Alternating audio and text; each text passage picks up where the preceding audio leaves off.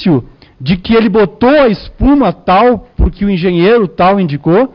Em nenhum momento aparece isso, porque sou estranho que tanto na questão do inquérito policial e principalmente agora no Ministério Público, ninguém que tinha que conhecer, obrigação legal de conhecer as normas da BNT, ninguém vai sofrer absolutamente nenhuma, a não ser as questões políticas, que essas são, né, já aconteceram.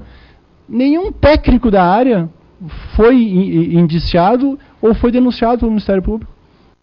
Eu começaria dizendo assim, pelo panorama que se formou nos autos, parece que essas reformas, essas modificações eram feitas ao arrepio, ao alvedrio de orientações técnicas. É o que nos parece de tudo que foi carreado para dentro dos autos. Nós não achamos, quer falar? Eu vou um detalhe, assim, nós analisamos toda a contabilidade da empresa. Dentro desses documentos, nós chamamos todas as pessoas que prestaram serviços de reformas, de instalação de obstáculos, serralheiros, enfim.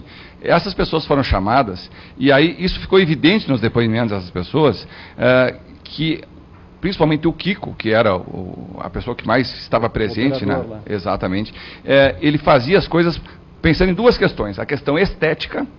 Tanto é que uma outra questão que surgiu no curso é que mandava retirar os extintores das paredes porque ficava feio quando batiam as fotografias dentro do estabelecimento, uma questão puramente estética, vaidade, em função do ambiente.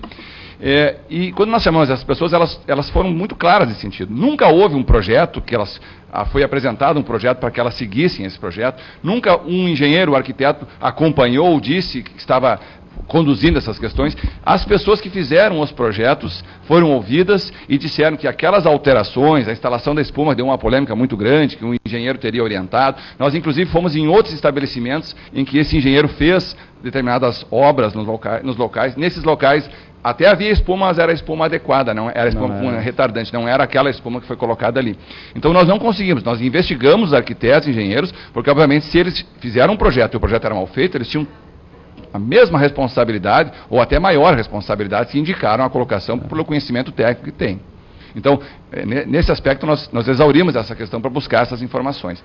Com relação ao secretário, vou deixar bem clara essa questão. Todas as pessoas que, de alguma maneira, nós conseguimos vincular, ou seja, uma relação de causalidade, um nexo causal entre comportamentos positivos e negativos, ações e omissões, que, de alguma maneira, têm uma vinculação com a KIS, nós apontamos isso. A questão do secretário do Meio Ambiente foi por isso. Aí o Ministério Público mandou um ofício para lá em 2011, setembro de 2011, diretamente para o prefeito. Esse ofício parou nas mãos do secretário do Meio Ambiente. O secretário do Meio Ambiente emitiu um memorando. Nesse memorando diz assim, que a casa está vencida há mais de 6 meses. Estaria, inclusive, eu não sei precisar a data, mas há mais de 6 meses. Passa essa informação é devolvida ao Ministério Público. O que a Prefeitura fez? Nada. Nem a autuação foi feita. Então, na verdade, houve uma omissão em relação. Um detalhe, um dos requisitos para conceder o alvará de localização, é a licença. Um dos requisitos que poderia viabilizar a cassação do alvará era a manifestação da Secretaria à Secretaria de Mobilidade Urbana e poderia ter sido cassado o alvará. Também não aconteceu. Não houve autuação, não houve nada. Então, por isso que nós entendemos que essa omissão, de alguma maneira, ela colaborou para o resultado. O agente público tem o dever de agir. Podia e devia. Não o fez. Vai ter que responder isso de uma outra esfera. No indiciamento nós apontamos. É a justiça que vai dizer se esse comportamento omissivo ele é ou não relevante para o resultado. Mas, indiscutivelmente, a nosso juízo, essa omissão, de alguma maneira, menor ou maior, contribuiu para o resultado. Porque a casa poderia ter sido fechada, poderia ter sido fiscalizada e talvez sanadas as irregularidades que existiam lá, porque alguém poderia ir lá e fazer isso. A Prefeitura tem engenheiros, tem arquitetos, tem inclusive um que apontou 29 irregularidades de segurança e acessibilidade, enquanto uma secretaria apontava irregularidades, outra secretaria autorizava o funcionamento. Secretarias não se conversavam, não trocavam informações, os procedimentos andavam lá meio perdidos lá dentro, foi essa impressão que nos passou, porque senão, obviamente, que um saberia que existe um protocolo em relação ao mesmo estabelecimento na secretaria ao lado. Então, esta falha, a nosso juízo, ela foi determinante para apontamentos. Tá, só para concluir essa fase, então, do meio ambiente do promotor, o Ministério Público também determinou que fosse concedido prazo e que a boate continuasse funcionando para ser concedida a licença de operação. Então, se o secretário, que tinha que entender a questão ambiental e de som, efetivamente não informou, não cassou o alvará, enfim, né, o promotor determinou que a boate ficasse aberta sem esse documento que o secretário deveria emitir. Eu vou lhe dar uma explicação e todo mundo vai entender o que eu vou dizer aqui. Nós indiciamos o secretário e o prefeito, não os fiscais, não os funcionários da secretaria. Então, se lá existisse alguma irregularidade, quem poderia ter sido apontado não ficava ao nosso alcance. Então, me resumo a essa afirmação. Nem o prefeito, então, né? 2 pesos, 2 medidas, né? Vou entrar um pouquinho na questão dos bombeiros agora. Quanto tempo demorou o salvamento? Vocês têm essa ideia? Chegou lá o bombeiro, acho que eles disseram isso até naquela vez que a gente foi lá, né, Pimenta? Não sei se tu lembra. 7 minutos. Para chegar, mas depois a operação demorou 30 minutos, acho que foi isso que eles falaram. Não passou de 1 hora, pelo menos. Em 1 hora já não tinha mais nada. Assim, ó, eu cheguei lá às 5 da manhã, eu acho, e tinha fumaça ainda, eles estavam jogando água ainda. Então, o que é o salvamento? Né? Não sei, nós não sabemos, exatamente não sabemos. E quantas pessoas estavam lá dentro e saíram com vida, ou correndo, ou com ajuda de civis, ou você tem uma ideia mais ou menos? Nós poderíamos ter um número estimado, nós calculamos o quê? Quantas? 600 e... 241, 640, no mínimo. No mínimo. Pode passar até 800. Contando os que foram resgatados, que foram muitos. A lotação deveria ser em torno de 750 se tivesse portas adequadas, não tivesse guarda-corpos, tivesse extintor de incêndio, tivesse iluminação, tivesse umas entre 5 e 10 circunstâncias favoráveis aí, talvez em torno de 750, mais ou menos, que foi o que a perícia nos apontou. Porque o cálculo populacional que eles tinham, ou acho que nem tinham, inclusive, porque foi incluído depois no procedimento, apontava 691. Nós estimamos que talvez tivesse em torno de 1.000 pessoas. Né? O Corpo de Bombeiro, quando teve presente aqui, de lá, informou que eram 691. O alvará do bombeiro era para 691 presentes. O cálculo populacional que eles tinham, que deveria estar no plano de prevenção a incêndio, e depois a gente descobriu que foi enxertado depois e foi autenticado depois, tanto que nós temos um bombeiro indiciado, aliás, 2 bombeiros indiciados por fraude processual, 2, né? 2 por fraude processual, porque na verdade eles não tinham esse documento. Esse documento foi colocado depois e encaminhado como se já houvesse. Esse documento apontava 691 pessoas. Depois a perícia veio e nos apontou um pouco mais, em torno de 750. Direito, eu não entendi. Era uma pergunta até que eu ia fazer. Esses 2 bombeiros que foram indiciados, o porquê foi exatamente? Quer falar?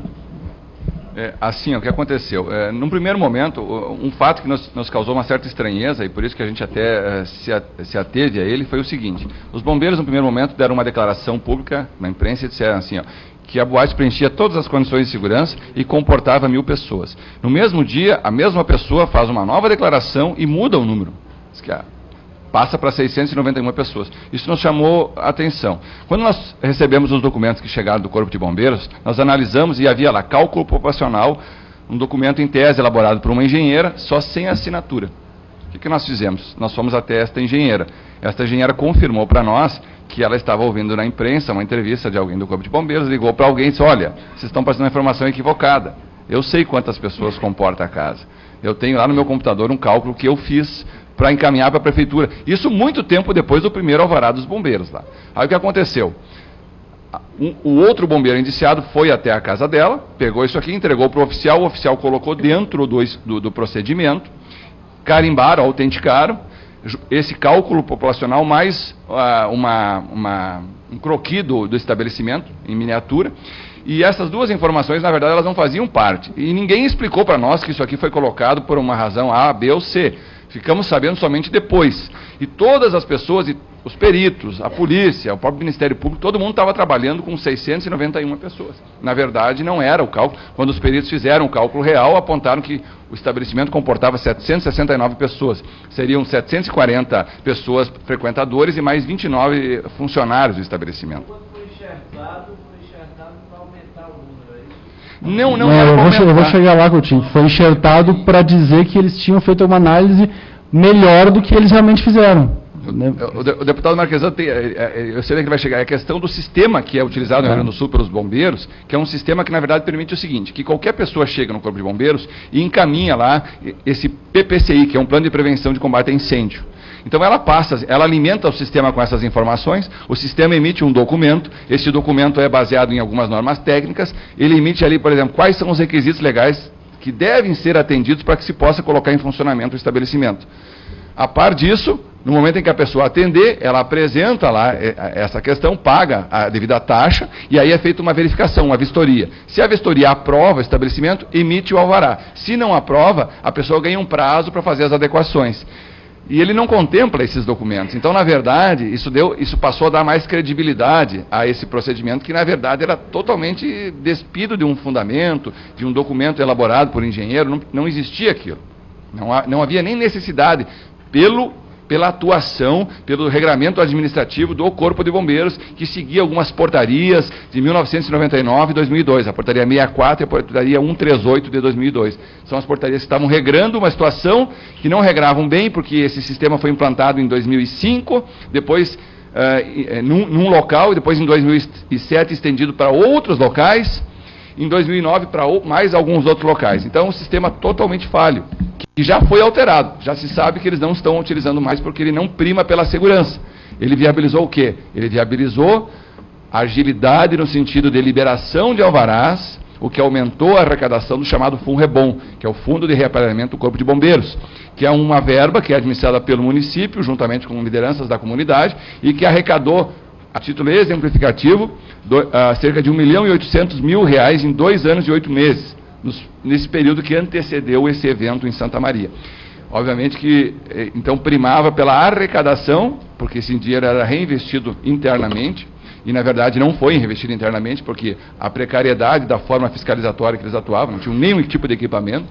Havia uma trena digital lá que o próprio comandante disse que talvez não funcionasse. Quer dizer, então não foi reinvestido, deveria ser reinvestido. Se tivessem equipamento, certamente poderiam fazer muitas vistorias com qualidade em um pequeno espaço de tempo. Os bombeiros, isso. Com relação aos bombeiros. Era a minha próxima pergunta. Então os bombeiros de Santa Maria não têm os equipamentos necessários para executar o serviço deles? Veja bem, o bombeiro pega lá uma relação de informações técnicas e vai cotejar isso com as informações passadas pelo proprietário ou pelo representante do estabelecimento que está pleiteando o plano de prevenção de incêndio. E ele vai ao local sem nenhum equipamento. Como é que ele faz essa verificação? É no olho, é olhando. Quer dizer, eu não consigo confiar que isso seja um sistema seguro.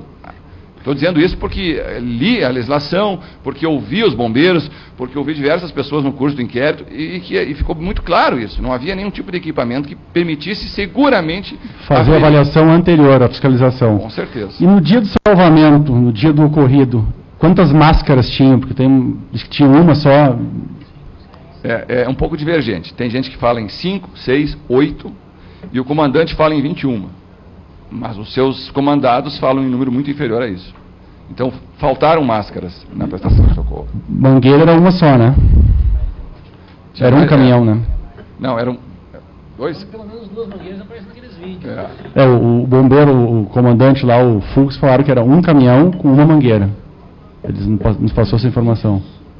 Assim, eu não saberia responder com certeza, mas um dos vídeos que nós temos ali à disposição daqui a pouco, me parece que tem 2 mangueiras sendo apontadas, uma de um lado e uma de outro.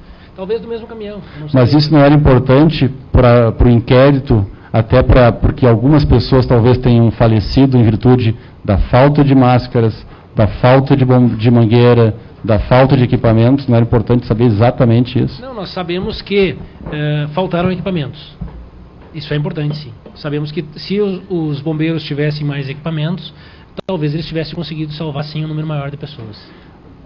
Posso só para complementar a sua pergunta, nós fizemos uma série de ofícios direcionados ao Corpo de Bombeiros pedindo essas informações. E quando ouvimos os bombeiros que atuam na linha de frente, na ponta, que foram os que efetivamente atuaram na questão do atendimento do incêndio, houve algumas divergências, tanto no que veio documentalmente informado através de ofícios, do que foi dito por comandante e comandados. Veja bem, nós pedimos uma informação oficial através de um ofício. Se espera que essas informações que vêm no ofício correspondem ao quadro lá existente. Foi ouvido o comandante e ele corrobora as informações que ele prestou. Se ouvem os comandados e isso não se coaduna, não fecha. Então, por essa questão, e aí surgiu a questão do apontamento de crime militar, E aí outra questão, nós não podemos indiciar para o crime militar, a investigação da Polícia Civil, conforme preconiza o artigo 144, parágrafo 4º da Constituição, é para investigar crimes, exceto os militares. Então, em função deste detalhe, nós apontamos e mandamos isso para a Justiça Militar, diretamente à Justiça Militar, para que aí sejam tomadas as devidas providências. Delegado Sandro, o governador disse que se faltassem documentos na prefeitura, que ele ia fazer busca e apreensão. O governador do estado falou isso. Eu acho que vocês até tiveram que fazer para pegar alguns documentos da prefeitura, não tiveram? Nós não chegamos a fazer mandado, e aí é uma questão que nós conversamos bastante, por duas questões. Os ânimos estavam muito exaltados na cidade. Se nós postulássemos, por exemplo, um mandado de busca para buscar documentos, poderia convulsionar a população, até num primeiro momento a gente não tinha certeza do que a gente ia obter, e daqui a pouco poderia acontecer alguma coisa que era indesejado naquele momento. Então o que nós fizemos? No curso dos acontecimentos, nós recebemos uma informação. Essa informação é extremamente importante, porque ela veio repleta de pequenos detalhes, né? Que detalhes? No arquivo número tal da prefeitura, que está na sala tal, há uma pasta que foi sonegada da Polícia Civil, porque veio repleto de documentos. O que eu fiz? Juntamente com o meu colega Gabriel, o promotor, o doutor Maurício, fomos pessoalmente até o prefeito, que havia se colocado à disposição no primeiro dia, dizendo que queria colaborar com a investigação. Ele chamou lá a procuradora do município e fomos até o arquivo. Eu pessoalmente não fui, mas o meu colega e o promotor foram até os arquivos, encontraram os tais arquivos e aí, inexplicavelmente, ou de alguma maneira muito estranha, aquele documento que eu citei antes, com as irregularidades apontadas, a falta de aprovação do projeto arquitetônico, estavam nesses documentos que não foram mandados, e ninguém também conseguiu explicar a contento por que esses documentos não foram remetidos, porque quando nós pedimos os documentos, assim como nós fizemos com o Corpo de Bombeiros, nós pedimos a integralidade dos documentos relativos ao estabelecimento. Não pedimos de uma forma pormenorizada ou detalhada, era todos os documentos. E isso não aconteceu. Eu entendo, foi como a gente fez aqui também para a Polícia Civil, e vocês já explicaram por que não mandaram, nós fizemos também para o Ministério Público e também não mandaram todos os documentos. Mas e por que a Polícia Civil não fez a mesma coisa nos bombeiros, para verificar quantas máscaras tinham, se a mangueira era adequada, se tinha mais de uma ou duas mangueiras, se tinha o equipamento? A escada disseram que não funcionou, que ela iria ser colocada para abrir o telhado para sair a fumaça. Que a escada não funcionou. A informação até que chegou... Por que essa diligência não foi feita? Só para corrigir a questão da escada, parece que ela não alcançava, e aí por que ela não alcançava? Não alcançou o teto para que as pessoas pudessem subir e entrar por cima, né? E com relação aos bombeiros, veja bem, a falta desses equipamentos, desde o princípio, ela já denotava no máximo uma culpa. E aí, se tratar de homicídio culposo, já havia sido instaurado um inquérito policial militar que estava concomitantemente ao nosso procedimento, apurando fatos. Eles pediram algumas informações, pediram nomes de testemunhas, que nós já havíamos apontado para eles. Nós não fornecemos depoimentos, nós fornecemos os nomes de algumas testemunhas que nós tínhamos ouvido. Então, como havia esse inquérito paralelo, apurando especificamente isso, nós deixamos que eles apurassem essa questão e só levamos em consideração a questão da falta do socorro mal prestado, em função de que algumas pessoas foram muito firmes e muito claras nos depoimentos que elas prestaram, em dizer que os bombeiros até solicitaram apoio da população, as pessoas entravam, os bombeiros molhavam as pessoas com a mangueira, quer dizer, tirava a mangueira que estava apontada para o interior da boate, para molhar uma pessoa para que ela pudesse entrar no estabelecimento. Conseguimos, dentro das provas testemunhais, verificar que 5 pessoas entraram lá dentro da boate e não voltaram, dessas várias pessoas que estavam entrando e saindo. Essas 5 comprovadamente entraram com essa anuência dos bombeiros. Houve até alguns depoimentos que chegaram a dizer o seguinte: olha, o fulano de tal estava entrando com a capa e com a máscara do bombeiro. E aí chegou um outro bombeiro e disse: olha, nós não podemos emprestar o nosso equipamento. E tirou. Vai sem. Quer entrar, entra sem. Quer dizer, aí isso nos chamou muita atenção, um fato que foi extremamente grave, por isso que foi apontado a prática de, em tese, 5 homicídios culposos. Mas tiveram outros que entraram, tiraram várias pessoas, pelo menos eu vi depoimentos. Não sofreram nenhum tipo de dano. E que faleceram depois.